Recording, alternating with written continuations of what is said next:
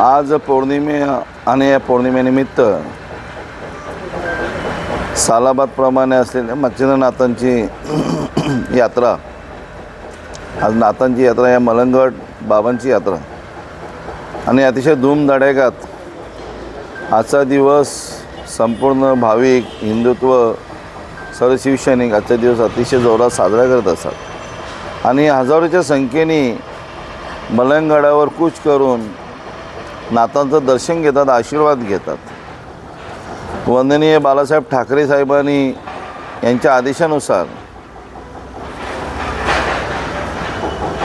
धर्मवीर आनंदीगे साहेबांच्या अथक मेहनतीने या मलंगगड मुक्तीसाठी अनेक आंदोलनं, अनेक उदाहरण आपण बघत आहोत की ह्या मलंगगड हा हिंदूंची वहिवाट आहे आणि या हिंदूंची वहिवाट होण्यासाठी आम्ही अथक प्रयत्न शासनाशी लढत आहोत, कोर्टाशी लढत आहोत आणि आम्हाला नक्की नाथांच्या आशीर्वादाने असं वाटतं की आमचा हा मलंगमुक्ती गड नक्कीच मुक्त होणार आहे आणि हा नाथांचा गड अतिशय जल्लोषात साजरा आम्ही करत असो. वाजत गाजत सर्व शिवसैनिक, हिंदू भाविक सर्व साजरा करत असतात आणि अतिशय आनंदाने या मलंगगडावर कूच करत असतात. आज माघ पौर्णिमा, मलंगगडची वार्षिक यात्रा. हे नवनाथांचं स्थान आहे, हिंदूंची वहिवाट आहे आणि हिंदूंची वहिवाट हीच मलंगमुक्तीची पहाट.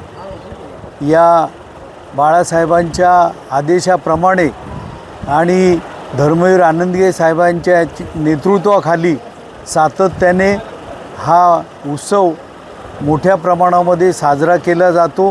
हिंदूंची वहिवाट कायम ठेवण्याचा हा प्रयत्न आहे. वहिवाटीला फार मोठं महत्त्व असतं.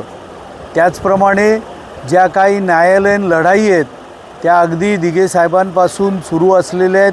हायकोर्टामध्ये ॲडव्होकेट नितीन देशपांडे, त्याचप्रमाणे ठाण्याला ॲडव्होकेट मुधोळकर आणि धर्मदाय आयुक्तांकडे हे काम पाहत असतात.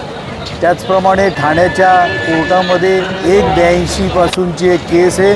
त्यामध्ये हे हिंदूंचं स्थान असल्यामुळे हिंदूंच्या माध्यमातूनच परंपरेप्रमाणे, वहिवाटीप्रमाणे कामकाज व्हावं अशी आमची सर्वांची मागणी आहे आणि त्याकरता सर्व भाविक दरवर्षी येथे नियमित येत असतात आणि या आजच्या प्रसंगी सर्व भाविकांचं हार्दिक स्वागत.